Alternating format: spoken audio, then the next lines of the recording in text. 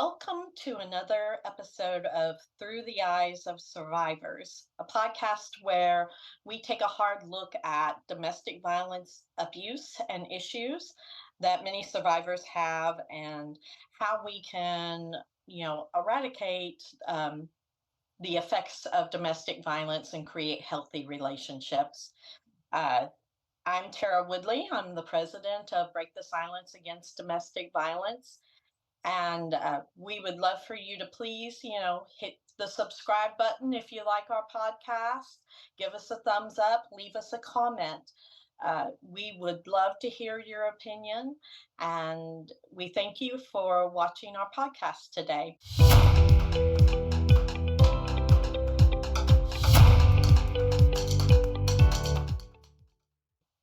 Today's episode, I have a very, very special guest with us. Her name is Kyle Summers, and she's a family nurse practitioner. She brings a diverse experience in emergency rooms, long-term care, nurse management, education, and practice management. With a nursing background from Ivy Tech and Indiana University South Bend. She earned her Master of Science in Nursing from the Chamberlain University in 2023. And currently at Woodlawn Health, Kyle advocates for patients and actively supports Break the Silence Against Domestic Violence as an outreach ambassador. And beyond her professional life, she enjoys lake living and family time at Bass Lake there in Indiana. So welcome, Kyle. I'm so excited to have you on this podcast today. Thank you for having me, and also for having me a part of Break the Silence Against Domestic Violence. It's a wonderful organization. I'm happy to be here today. Oh, thank you so much. When we love our volunteers here, so absolutely. Now, Kyle, I know you have your own personal journey. If you could share that with everybody, just give us a little background of why you decided to go into nursing and have that professional development in that area that also goes along with domestic violence. Absolutely. I have a long history of domestic violence, unfortunately, starting as a child with sexual and mental abuse. And then, making some poor choices in relationships, which ended up into a significantly volatile marriage for 18 years. I certainly understand the fact that domestic violence can be, physical, sexual, psychological, emotional, and pertaining into economic status as well. And then I was somebody who suffered at the hands of the law as opposed to being supported by the people that you're supposed to be calling for help. So the result of that marriage is that I have one child, a boy. He's 19 years old and thriving and doing very well. We have been out of the situation approximately 5 years and have done nothing but look forward and make progress. I want nothing more than to be able to advocate for women.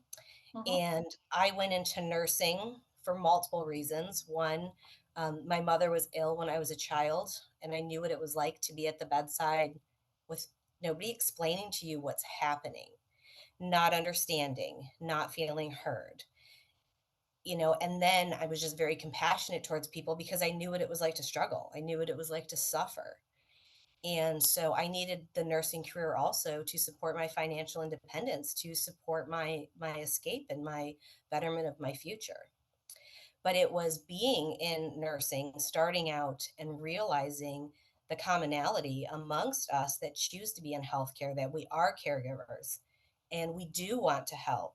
And along with that, the statistics of how many of us in healthcare have come out of these domestic violence situations and abusive situations, it's astounding.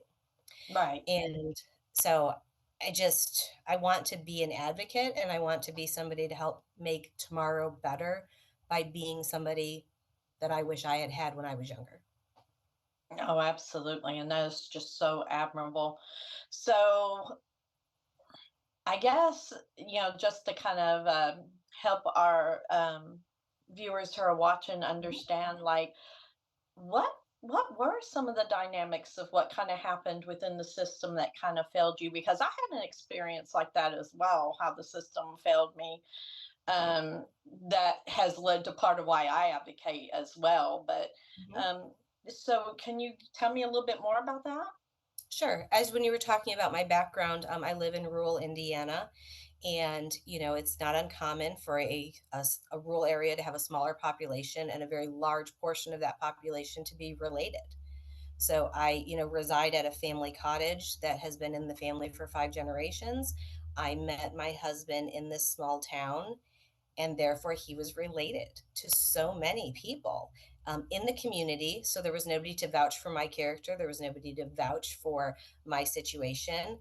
And then, more often than not, when an officer would come out to the house, and I'm talking in maybe a dozen episodes, he was Right. related to them.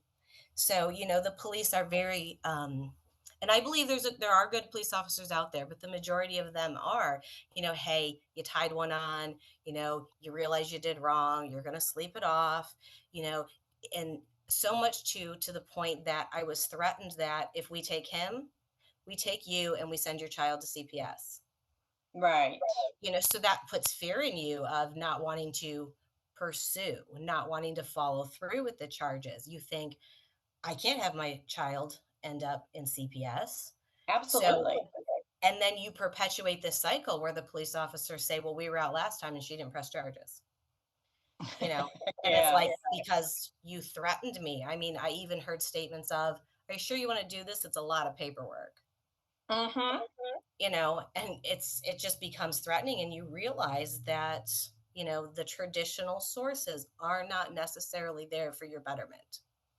Right. And I sometimes think they just get so jaded because it is their number one call, right? The number one call, Absolutely. and it's their most violent call with the worst expectations because they don't know what way is going to go and what they're going to walk into. Hmm. And if they've been called out several times, they tend to get a little jaded about how things are going to go and what you're going to do. And so they don't, sometimes certain officers will not provide all the information you really need to know. I Hmm. know the worst experience I had was with my daughter in particular when she was going through the abuse. And the officer himself told us how to go get the restraining order and take care of that. But when we went up to the court and they asked, well, who do you want to file on? And she said his name. They looked at her and went, oh, him. Well, you should have known better.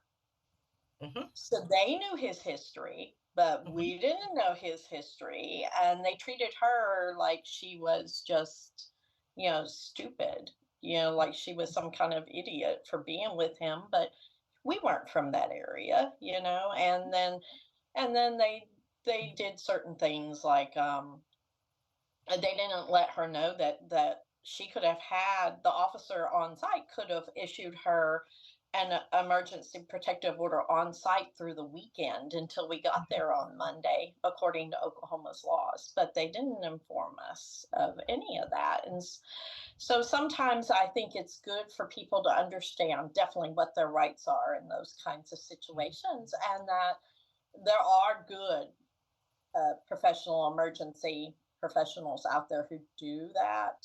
Uh, but I do know Absolutely. that in the realm of when we were up at the hospital because she was pregnant and things were happening, the nurses were absolutely fabulous about that.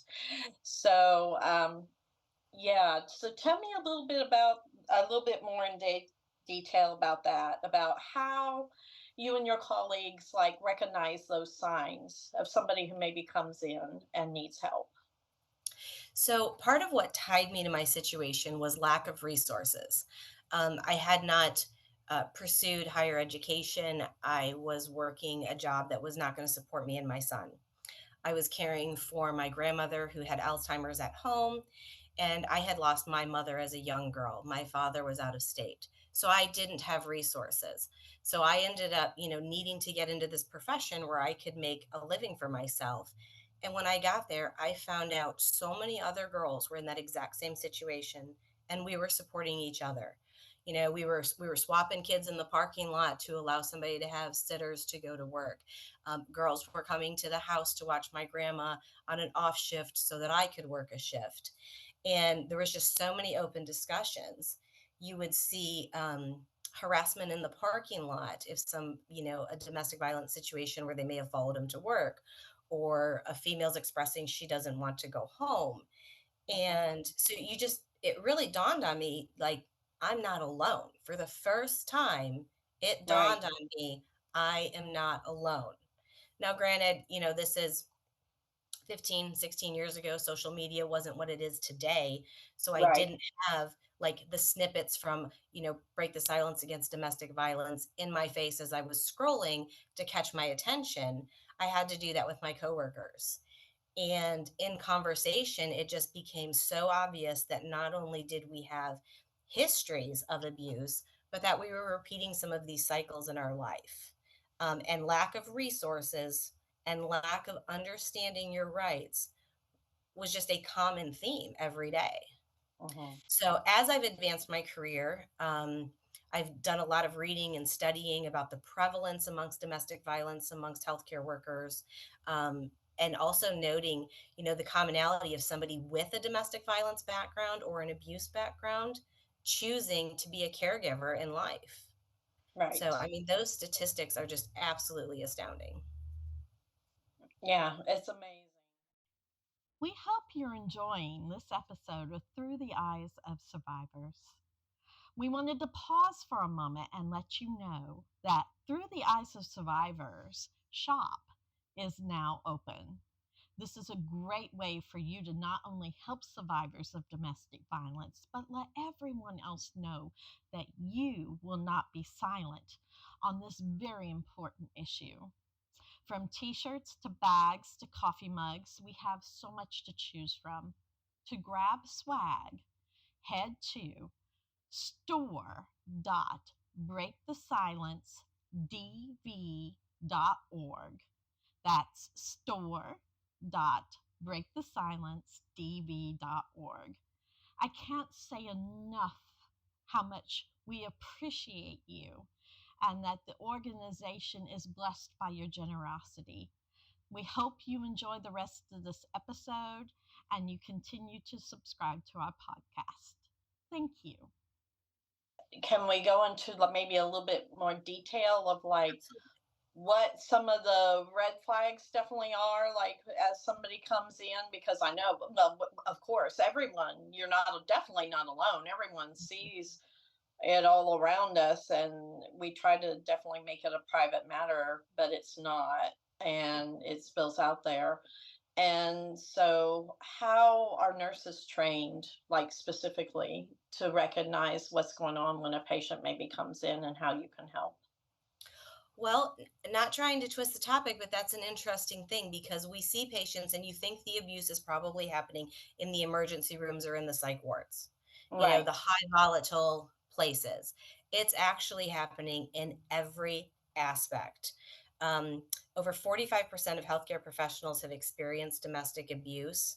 Um, 57 nurses are assaulted every day in the United States at their job.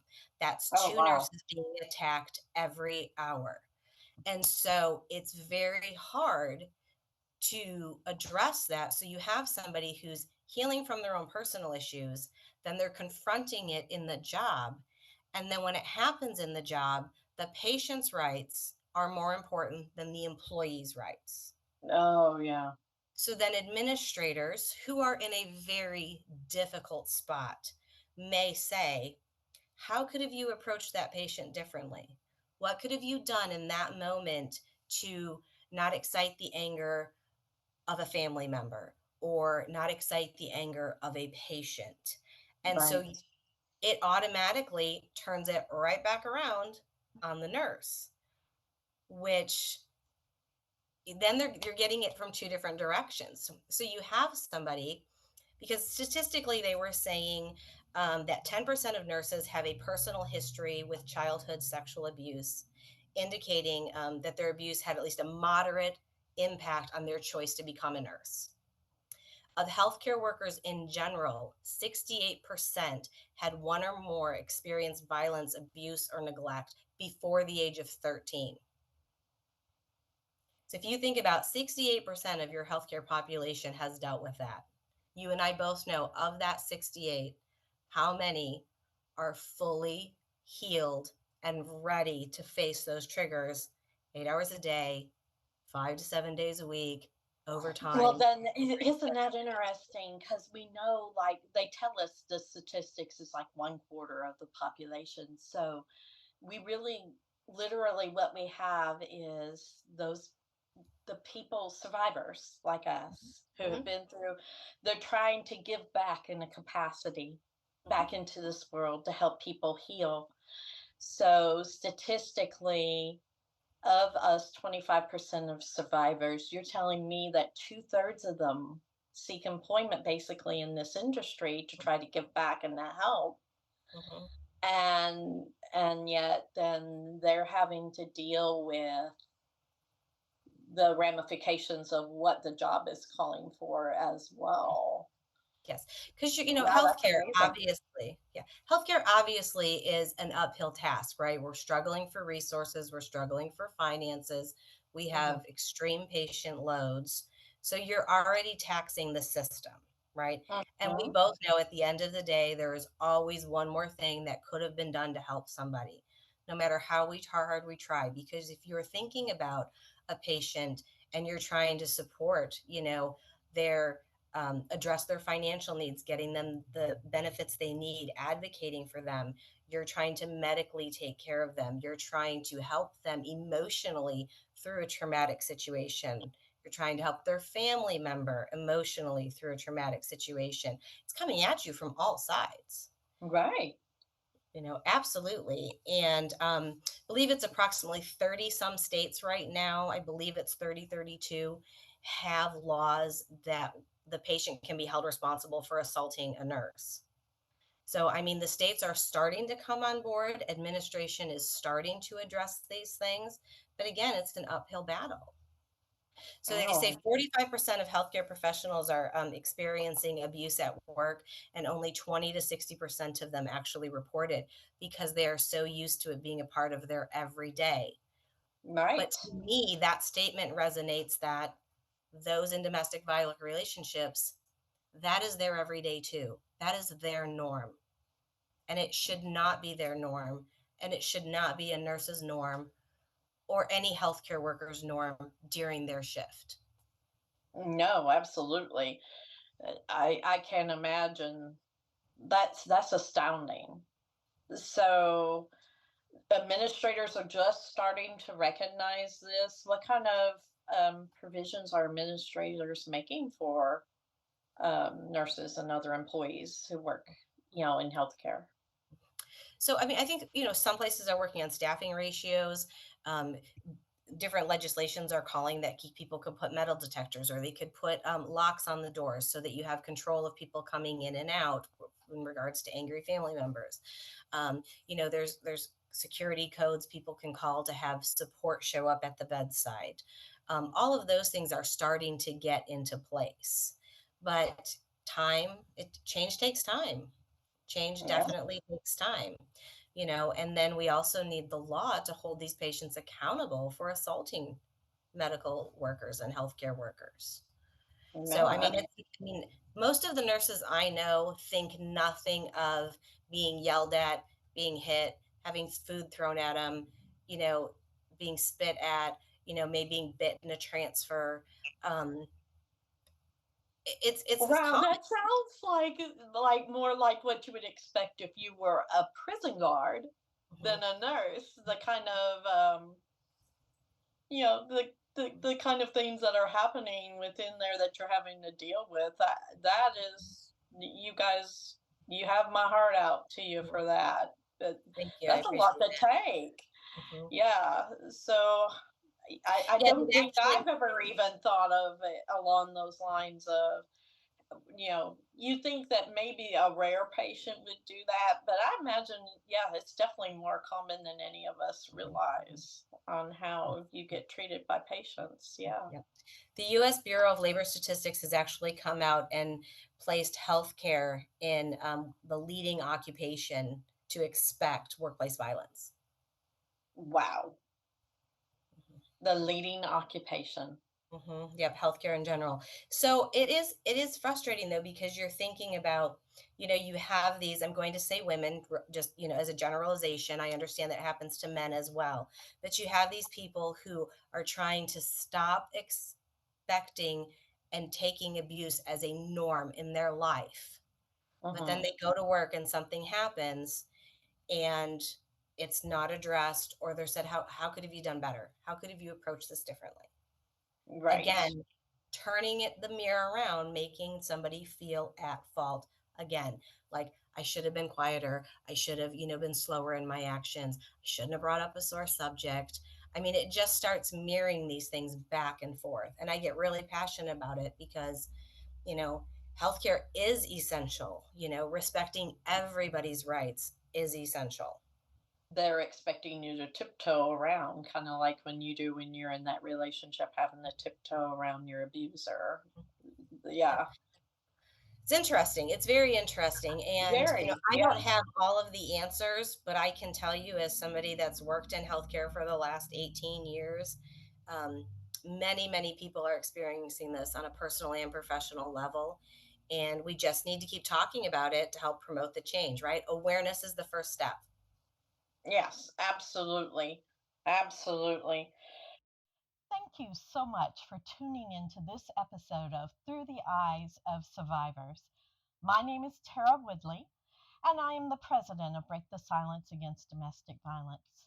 It's an organization that gives survivors and their families that have lost a loved one to domestic violence access to a community that really understands the journey that they face. We hope this episode impacts you. And whether you're a survivor or you're a family member, you may want to learn more about the topic. Hopefully, it's helping you in some way. Also, make sure you click the subscribe button below and the bell right next to it so that you can get notified when the next episode premieres. Thank you. So, what kind of policy changes would you say definitely need to happen across the board? Mhm. It would be great if we could have more funds allocated to healthcare to increase staffing ratios. Safe staffing ratios, are always better for both the patient's quality of care as well as the safety of the organization. It would be great if we could start holding patients accountable, for their actions, legislation supporting them, and legislation supporting holding family members accountable. I mean, we realize that this is a traumatic moment in your life, but it doesn't mean you get to take it out on everybody around you. I mean, you Right. couldn't go to the grocery store and have an outburst and start throwing things without the police being called. That shouldn't be any different in healthcare. No, So we need to absolutely. get every state on board with holding patients accountable. Every administration needs to go through and do a review of their safety systems, do a review of their alarm codes, do a review of their staffing ratios. Yeah, Mhm, absolutely. So, in order to get the states on board, that's really legislation, of course. mhm. So, if anyone's watching out there, we can recommend maybe they check with their state and their state legislatures as to if these kinds of things have a specific law and code that can help. Absolutely. Um, Absolutely. I mean, how often do we not look up our actual legal rights until the day after we needed them? oh, yeah. You know, Yeah.